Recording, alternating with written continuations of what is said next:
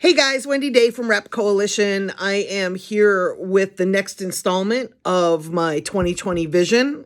Little snippets of information to give you guys to help you build your rep careers. Today I want to talk about your name. And this is such a touchy subject because most of you already have a rap name, but understand that this is your brand. And as you move forward, you're going to build your brand. So the name has to be easy to remember, easy to pronounce, and it cannot be the same name of any other rapper out there that has come before you. So rap has been around for 40 years. You're going to need to do some incredible research on your name. Not only can it not be the same as someone that's already been out before that owns a trademark or that has used it in commerce, but it can't be similar. So for example, you can't be called Jay-Z and spell it J-Z-E-E because there's already a rapper called Jay-Z. It's going to be even more difficult if you try to do a spin-off of somebody else's name. Like, I'm still dumbfounded that Lil Nas X can use the name Lil Nas X because at any given moment, Nas, the rapper, could step in and sue because he owns the trademark, or Sony or Def Jam, whoever actually owns the trademark on his name. Let's hope it's Nas. But the way that trademark law works is whoever used it first in commerce wins. So even if there's somebody who came before you and they didn't trademark it, provided they've been selling music commercially, they get to have ownership. And if they decide to sue, they can.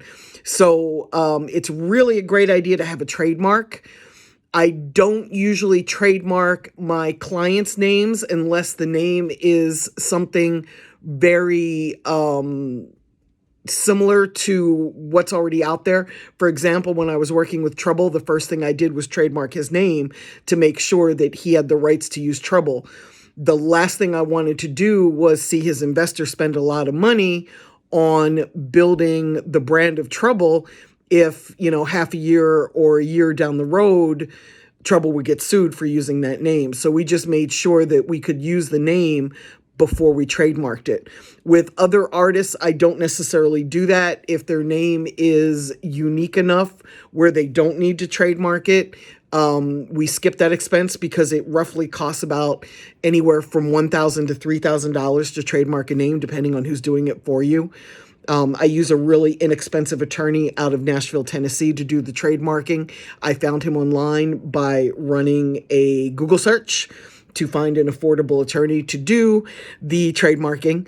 But remember, you're going to be using this name for the rest of your career. So you want the name to be unique enough that you can still get social media in that name and, in a perfect world, a website, right? Like, we knew when we were working with Trouble that we would never be able to get trouble.com. It's not realistic. It's too common of a word. So we knew that we were going to have to do either iamtrouble.com or troubledte.com or troubletrouble.com. We were looking at different ways to utilize his name, but we also needed to take websites and social media into consideration. In a perfect world, you want all of your branding to be similar. You don't want to have I Am Trouble at Twitter, Trouble at Facebook, Trouble is King at Instagram, and troubledte.com. You want everything to have the same name and be unique enough for people to remember it, but not so difficult that they can't recall it, right? So like Trouble is the greatest rapper in the world.com would not be a good website because, first of all, it's too damn long, and it's also too difficult for people to remember. Although now that I've said that, you're probably going to remember it.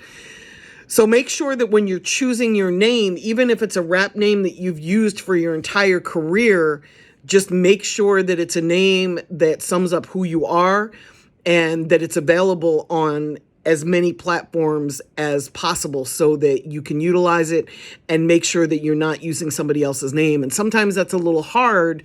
Here in 2020, you haven't been alive for all 40 years or 50 years that rap's been around. So you don't necessarily know what has come before you. You're going to have to do a little bit of research. And thank God for Google. Thank God for Spotify. So when you are choosing your name, definitely Google it. Definitely go to Spotify. Definitely go to Apple and research it. Go to Instagram, Twitter, Snapchat, Facebook. Do searches of the name that you want to use and see if it's available or if somebody else is using it. And if there's another musician or artist using it, it's already taken. You can't use it. You're going to have to figure something else out. And it's not quite as simple as just adding a second word to it that could be seen as copyright infringement. Like I can't rename myself Jay-Z Day and not get sued for it as a rapper, right? So that's my advice on picking a name. I know it's a touchy subject because you've had your names forever, but remember, this is your brand and you're going to be using it most likely for the rest of your career, hopefully for the rest of your lives. Okay, thanks for tuning in. See you next time on Vision 2020. I'm dropping these every day on my Instagram TV, and then they go up on my YouTube page, which is youtube.com. This is Wendy Day, and there you can binge watch them all. Peace.